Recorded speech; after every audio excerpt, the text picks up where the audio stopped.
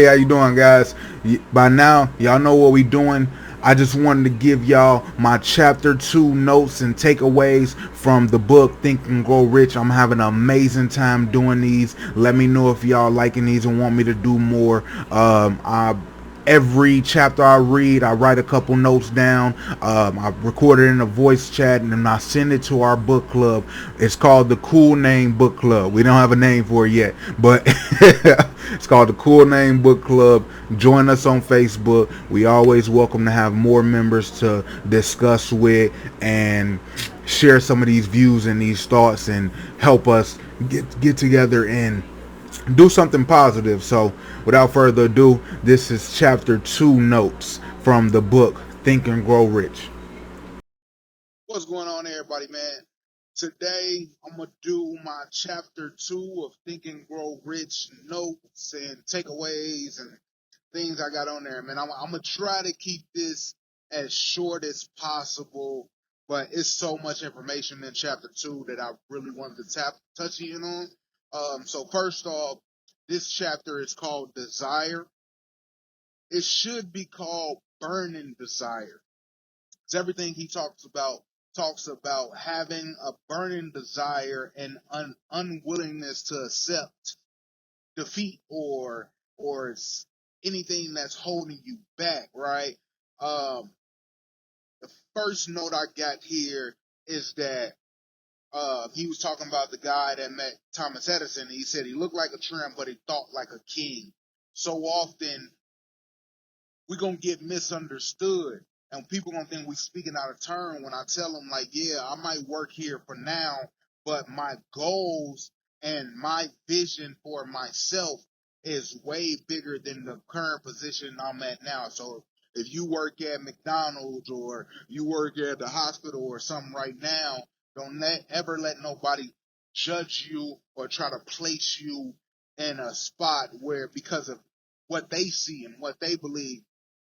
He also said that his desire, it wasn't a hope or a wish. It was a definite desire that he had in his mind for a long time. It may have started out as a wish or a hope, but he said by the time he met Edison, it was no longer something that, oh yeah, I just hope I get some money or I hope I get skinny it was a desire like I'm going to do whatever it takes to work with this guy.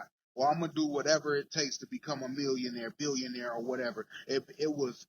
Everything starts off so small and it grows over time. So if y'all ever had a thought that you wanted something out of life and then you put it on the back burner or whatever, and then over years it keep popping back up and it keep popping back up. Like, oh, I want to quit my job and move to Mexico. Like they just keep popping back up.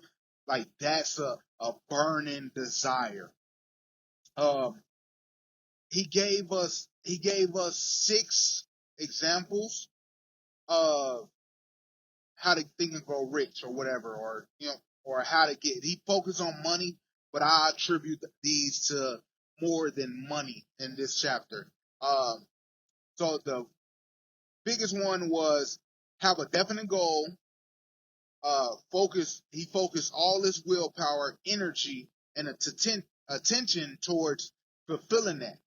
That is how he succeeded. So when he made up his mind about what he's gonna do, he focused all his attention and willpower and energy towards it, and that's how you get shit done. To everybody but himself over the time, it looked like he wasn't getting anywhere because he'd been working for Edison for years, but in the back of his mind, he knew that no, I'm not settling for just a job. I came in here, I said that I'm gonna work with him, not for him, and that's exactly what I'm gonna do. That's how he did it. So it was a long time where it looked like he wasn't making no headway. But he's kept his mind focused on what he wanted out of that, and that's how he got there. And he said, I'll start anywhere. No matter how long it takes, I'm gonna start anywhere and I'm gonna see it through. I think a lot of us don't have that mentality when it comes to things like this. Like it don't like we want stuff, yeah, but we don't have the desire to start at where we at, and no matter how long it takes, see it through. Like me, for stopping smoking and losing weight, that's some of my biggest goals. Like I don't care how long it take to lose the weight. I don't care how many times I go back to smoking cigarettes or whatever the fuck it may be. Like, I don't care how long it's take me. I'm going to do it because I said I was going to do it. Also, I got down here, no plan Bs. There is no other option. There is none. It's you either going to do it or don't. So that was a little recap on the Thomas Edison guy from the first chapter. Then they talked about guys going to war, and he gave it again. Like again, I stated that when I hear these things, I think of get rich or die trying. He said he sent his armies out, and he said, yeah, y'all see the smoke on the boats out there? That means that either we win here today or we die today. Like that's the kind of desire you need. And then they talked about the 6 steps in this chapter, which it was like fixing the money. This is about money, but like I told you, it's really goal setting and how to achieve your goals. And he said fixing your mind the exact amount of money you want. So rather it be $1 million. Then he said determine what you are willing to sacrifice. What are you willing to give up to get that $1 million? Are you willing to put in double time for overtime for 5 years to get to $1 million? You willing to stop buying bullshit and save your money up and invest it properly? Like, what are you willing to give? Are you willing to give up vacations? Are you willing to sell your car and walk to work so you ain't got a car payment? Like, what are you willing to give up to get to that $1 million? That's what he mean by determine what you willing to sacrifice. He said, everything comes at a price. Y'all gotta remember that. Everything that comes for a price. You want to lose weight, you can't eat the cakes and cookies, man. You can't hang out with your friends drinking beer like that. It's too many calories. It's gonna catch up with you. Figure out what you're willing to sacrifice, because everything has a price. And the price may get too heavy. It might cost you a little bit too much and make you want to quit. So figure that out before you start doing it, and create a deadline. Next one was create a deadline. Like we were like, oh, I'm just gonna do it. Like, no, put a deadline on it. Like I told you, I'm gonna do it however long it takes to get there. But I got a set date in my mind. Like, okay, if I do this for this amount of time, for these many years, I should reach my goal in this amount of time. And then you come up with a plan to get there. Come up with a plan to see those things through, hit your deadline, hit your goals by this deadline, and then you work on it. Also, this is the killer. This is the best one. I think this was number 5. He said, write out a statement of all these. So write out a goal that you want to reach, the amount of money you want to get, determine what you're willing to sacrifice for it, what dates you want to buy it, what dates you want to get there by, and how you're going to get there. Write that out, and he said read that every day, 2 times a day, when you wake up and when you go to sleep. That's it. That's really the key to Think and Growing Rich. That's if I had to sum up this book, you could put anything in there. Oh, I want to be a millionaire. Oh, I want to be skinny. Or I want to help people. Or I want to save the earth. That's what you would do. Determine a goal. Determine what you're willing to give up. Get you a deadline. Make you a plan. Read it every day. And make sure you're working towards it. And never give up. That's the sum of this whole book, I believe. But this is just about desire. Let me hurry up, man. I got a bunch of notes. Let me get to them. Quick note. I wrote down here. You have to work yourself into a position where you're borderline obsessed with achieving your goals. Like people ever think like, man, he go to the gym 3 times a day. I could never do that.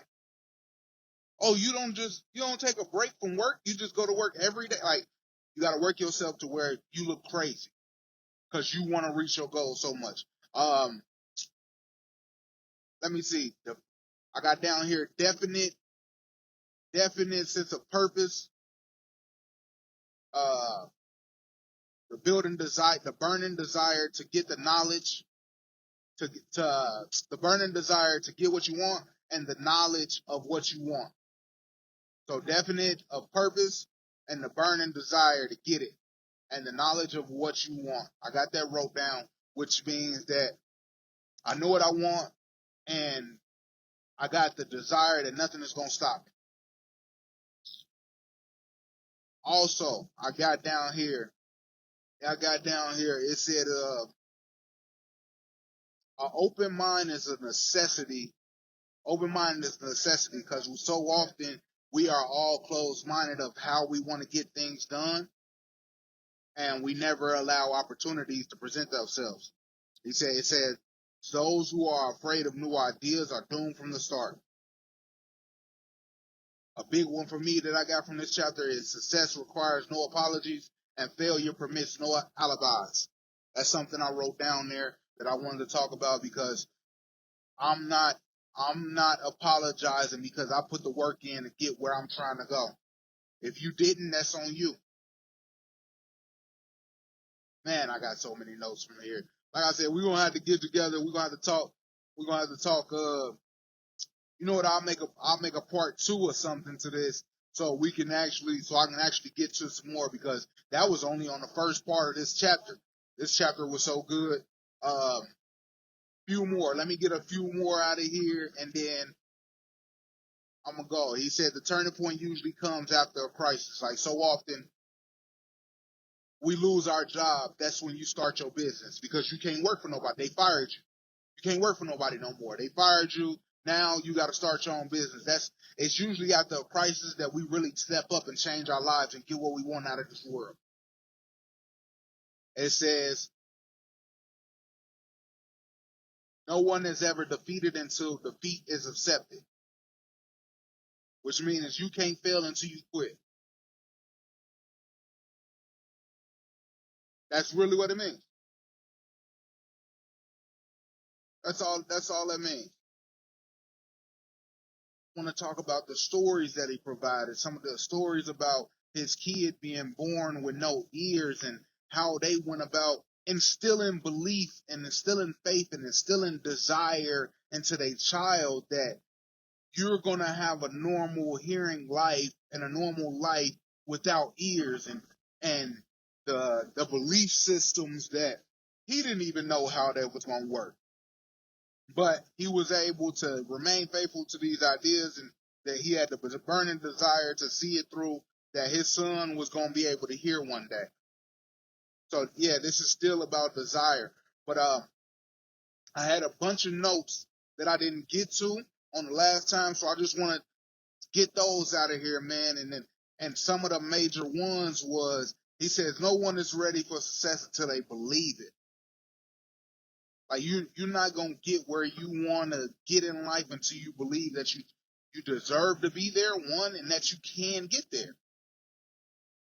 Like that's the crazy part. Like, yeah, we think these things, but do you really believe that it's possible? Like there's a contradiction inside of our soul that we be fighting with.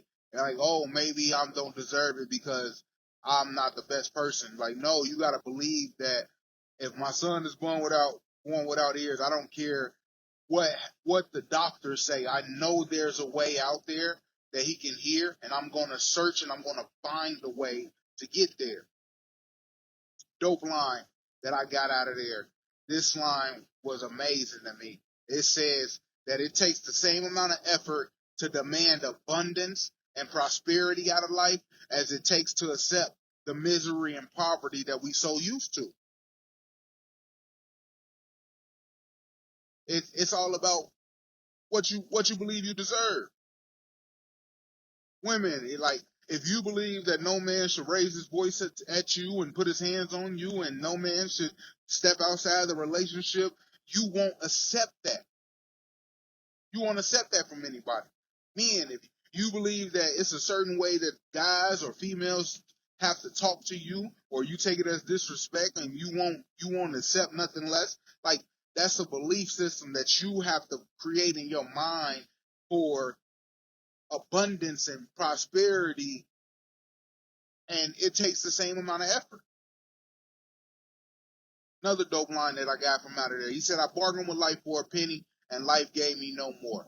It's a long quote, and I heard this before, and I'm pretty sure y'all heard this before, but The rest of the quote goes something like, yeah, I counted my money at the end of the day, and then that's when I always ask for more. But he said life is a fair employer. If I would have asked for 100, it would have gave me 100. If I would have asked for 1,000, it would have gave me 1,000. The problem is most of us only want the bare minimum out of life. We only demand the bare minimum. So of course, life won't give us the bare minimum. Some of us need to open our eyes that we can get more out of life. Like it's more to life than going to work, getting a paycheck, and trying to fit all your fun into the weekend and going back to work. It's way more to life than that. Like I believe that anyway. But society has taught us that that's what we should accept. Get you a wife, get you a husband, get you a car, get you a house, have kids. The end. Like, no, not for me. That doesn't work for me. I believe that I could change the world if I wanted to. I believe there's tons of people out there that I can help. Like, I believe there's more to life. I believe in more to life than the amount of money that you make and the amount of money in your bank account or how many women you can sleep with. I believe it's way more than life than that. And that's what I demand out of life. Also, he spoke on the fact that your head might tell you there's no way, but your heart gonna tell you something else. Like right now, it was really about his son, and it said his head told him, I don't know how my son gonna be able to hear without ears. But his heart told him that there is a way. That's that belief. That's that faith. That's that desire. That's what gives him the ability to stick it in through the long nights where his son wasn't showing no signs of hearing and talking. Like your head, the world gonna tell you, nah, this is the way it is. But your heart gonna always tell you, no, it's something better out there. Almost done with y'all. A note. This wasn't in the book, but this is what I heard. This is what I heard from the stories that he was telling me. I told you, man, it's an amazing story. The amazing story, the quote that I got wrote down right here, it says, you can transfer desire. I can show people that there is more to life, and just by me showing them that, I can transfer that belief that, yeah, you can get more out of it. You can do more things. It's more for you. You don't have to live and die broke. Like you can transfer that desire, which also made me think that I can transfer misery or the feeling of I'm just going to accept the status quo. I can if everybody around you just accepts the status quo, then you're going to be like, oh, well, I guess this is it for life. I guess I'm always be a slave. Like, so I believe you can transfer both, which is scary to think. That's scary to think because I think we do that more than instilling beliefs into our people and our kids and our family members that whatever you want to do in life, you can go out there and get. I believe that's a better way to live. That's a better way to live your life than if your kid wants to say, hey, I want to be an astronaut. You don't sit there and set your kid down and be like, oh, yeah, man, I don't think you should do that. I don't think you should want to play in the NFL because this, and this, and this, and that. Yeah, you want to tell them the pros and cons, but the first thing is to instill that belief that it is possible. It's possible. You might have to work a little harder. You want to work that hard? Okay, then I'm going to push you towards being the greatest version of you instead of just killing everybody's dreams because we can't see it in our head. I got a couple more notes, but really I just wanted to ask y'all a question out there, man. My question for the chapter and question for this chapter is, and this goes to everybody, please leave me comments, message me, man. Like, let's really have a discussion about this. I leave y'all with this question. What is your burning desire? What is your burning desire that you've been putting off or putting on the back burner? Let's talk about it. Let's really talk about it.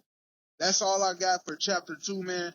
I'm gonna be putting up chapter 3 here soon. I know I was long-winded, and I love to hear y'all comments and what y'all pulled from this chapter, man. Let's actually talk about it.